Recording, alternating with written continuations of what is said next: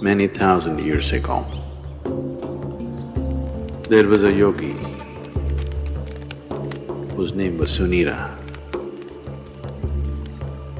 We believe Sunira was just the next generation after Saptarishis. He lived and worked in the mountains which are presently in Nepal. And she took on an impossible project.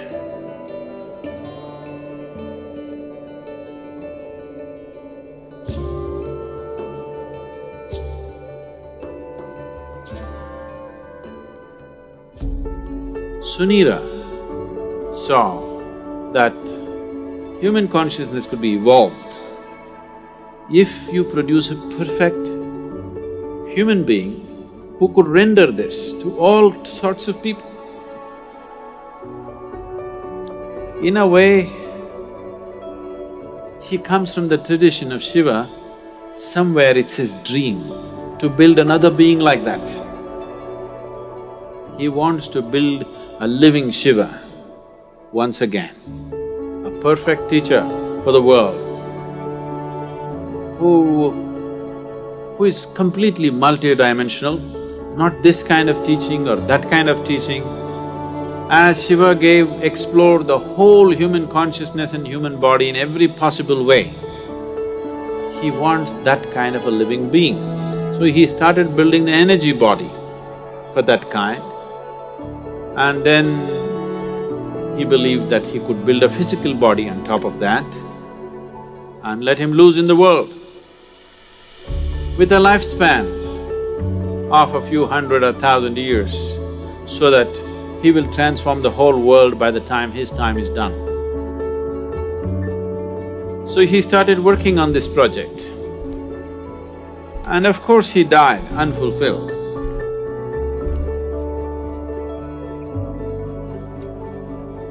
So here and there, down these 40,000 years, many ambitious yogis picked up the same project that Sunira had left and tried to reconstruct this energy body of a perfect teacher who can transform human consciousness.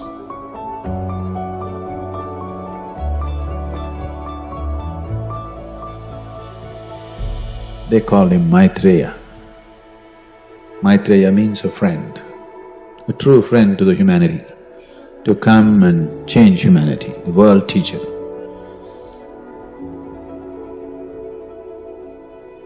Generation after generation, many yogis tried to continue to work on the same half-made project of Sunira.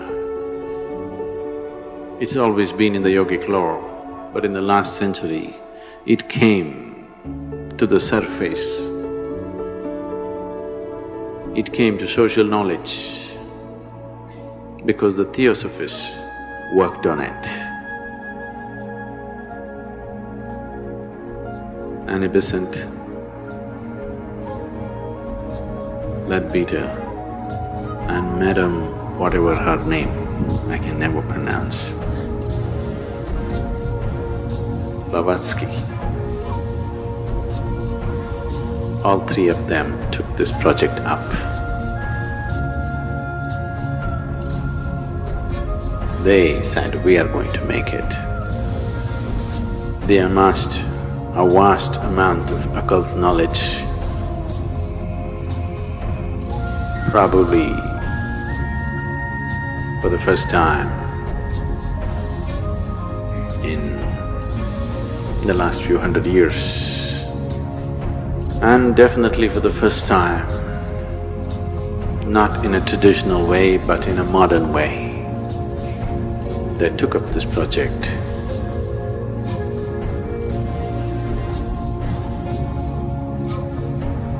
And they tried to locate this being, this unfinished project.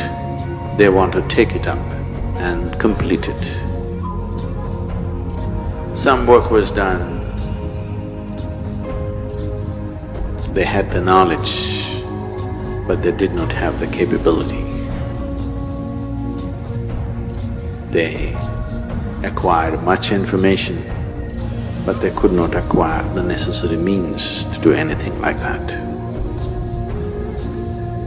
Twice they made serious effort to simply declare that they have completed the project, the perfect being has come. But it did not work.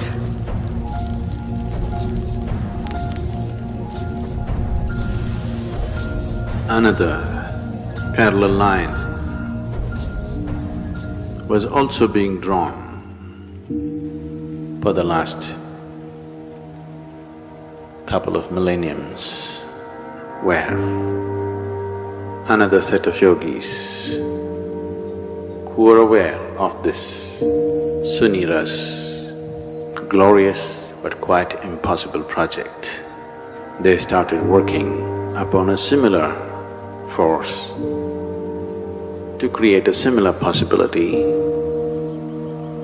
but with a completely different understanding of the same, creating a perfect being, but not as a human being, not in human form, because putting it into a human being as such a possibility, human system has all the capabilities, but still it doesn't have the necessary integrity of boundary to hold it. There are previous experiences of creating or attempting to create Dhyanalingas in many places.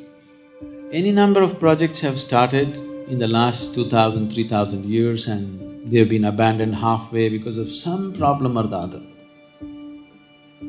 In Bhojpur, they attempted a Dhyanalinga about 1,000 years ago, little more than 1,000 years ago. This was supported by a local king, so it was hugely funded and they built a magnificent temple which is half done, and the rest of the plans they drew it on the stone, because there were no drawing boards. They flattened up a rock and they made an elaborate plan of the temple in all detail, the architectural thing on the stone. They had a grand plan, a beautiful setting and everything. But half completed, it stopped because of certain things. The lingam itself, they worked on it for more than 3 years. They had 14 people working on it, one yogi who started this whole process. But this yogi worked for over 2 years and produced these 14 people, 7 men and 7 women, of enormous or extraordinary accomplishment, and they started working. They created this lingam almost 95% done. But at that time an invasion happened.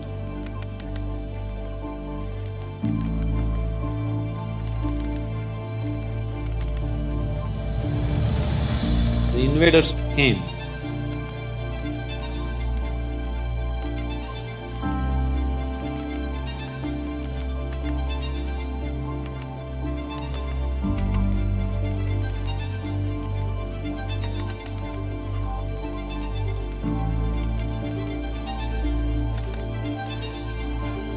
Found these people in certain states which whatever looked prickish for them,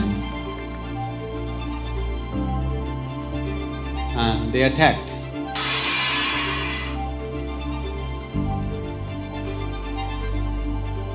When they attacked, his left foot was chopped off. Because of this damage in the body, he could not continue. So he decided that they will merge themselves into the lingam and complete the work. So they asked another yogi, trained another yogi to lock the energies. This yogi left their bodies and merged into the lingam. But the other yogi who was supposed to do this was so overwhelmed by this situation that he could not lock it. Because they did not lock it in time, the lingam just cracked up. Even now you can see it's a straight crack in the lingam, about 3 to 4 inches is just opened up. Now they patched it up with lime. The archaeological department has patched it up with lime, but it just cracked.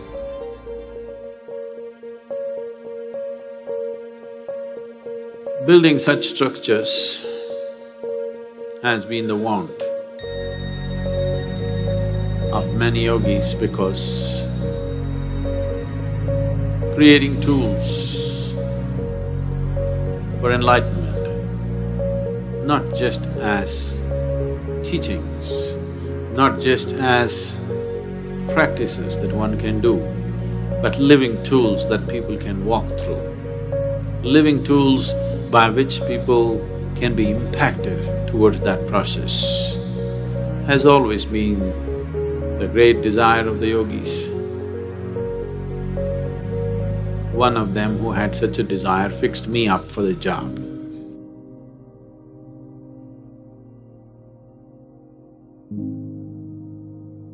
My physical proximity with him was just for a few minutes. It is in these few moments that this fabulous crafty man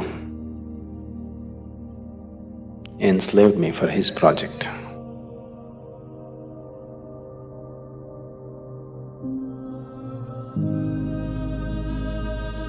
Everything that I did was around it because it was my Guru's dream and it was his vision that the Dhyana Linga has to be established.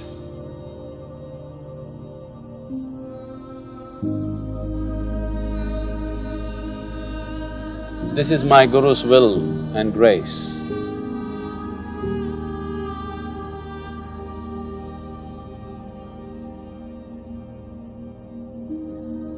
I must tell you something about the madness from where I come.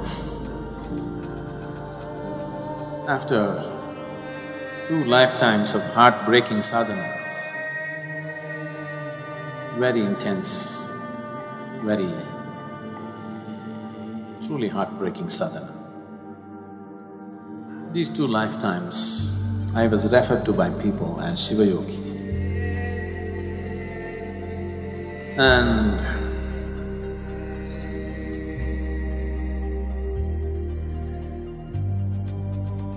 when it was needed, when my Guru appeared,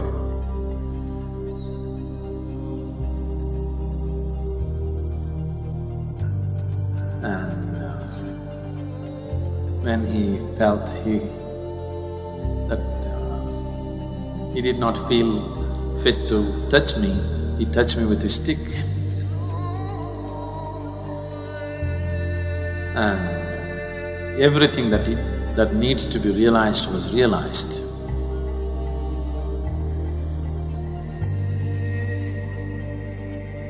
I was at the very peak of anything can be.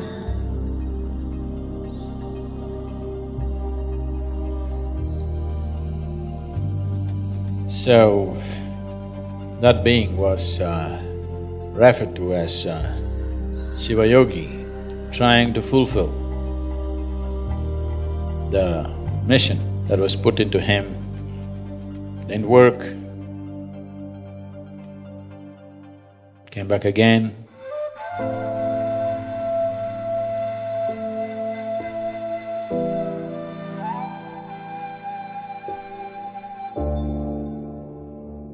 I said, Guru Sri Brahma, tried very hard, almost successful, but couldn't fix the goodwill in the society because the intensity of who he is could not be understood in the social circumstances. He couldn't fulfill that. He prepared a few people and then went up the mountain. He was checking himself, why has he failed? He's got everything. Why is it didn't happen? He knew it's not that he lacks the competence, it's just that he did not garner the social support that was needed. So he went up the mountain for the last time.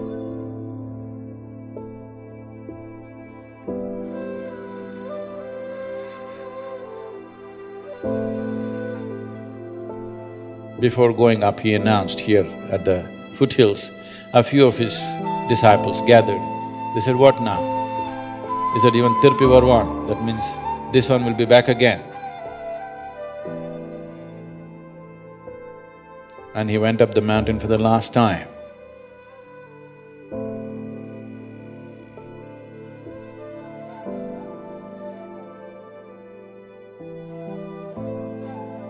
And he did a rare thing.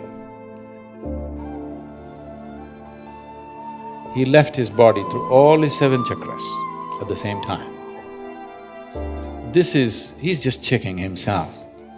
He knows it's not so, but still the first blame should be on you when something doesn't work. So he's checking in case I'm not good or I'm not good enough. So he left his body through all his 7 chakras. This phenomenal energy, this very distinct energy which is nowhere else, you can experience on the 7th hill.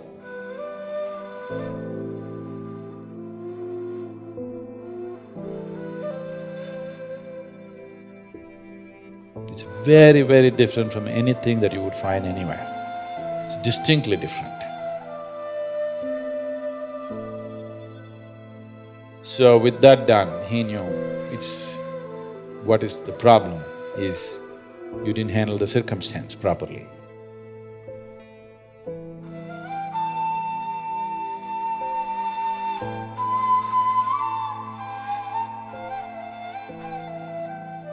This round when we came, we planned everything to a point where we decided a few people that I need, where they are born, in which womb, how.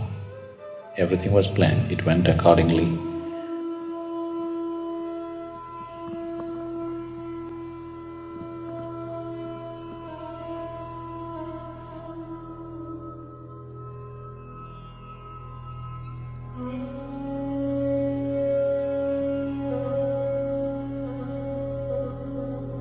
For people needed for the consecration, I placed them in the right kind of places so that everything comes together at the right time. In spite of that, took it 18 years of preparation in this life to put it together, to put the people together, to remind them of their past, to get them there. No, this is too fairy tale-ish for you, but this is something that's a living reality for us. So the consecration process itself took 3.5 years, a very intense process. People who witness these things, their lives are never the same again. Things that they had not imagined in their wildest dreams, they witnessed, they still can't believe that it actually happened in their presence.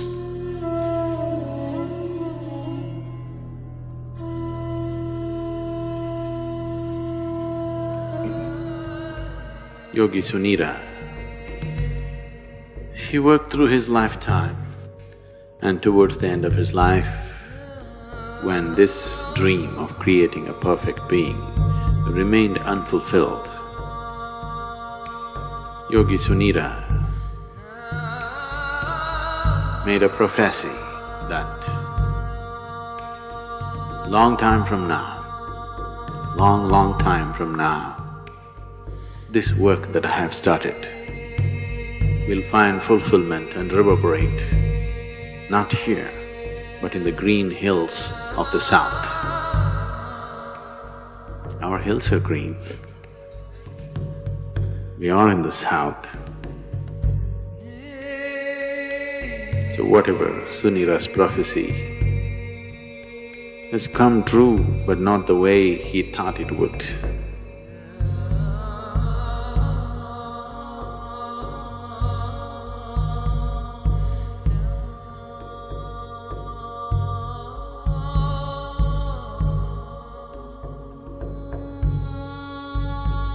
Dhyanalinga is like a living guru. The role of a guru in a spiritual seeker's life is not just about giving teachings and guidances. The most fundamental thing why a spiritual seeker seeks a guru is because a guru can ignite his energies into a different dimension. That aspect of Guru's role in a spiritual seeker's life is very well fulfilled by the dhyana linga. Once a person is in the sphere of dhyana linga, he cannot escape the sowing of the spiritual seed of liberation within himself.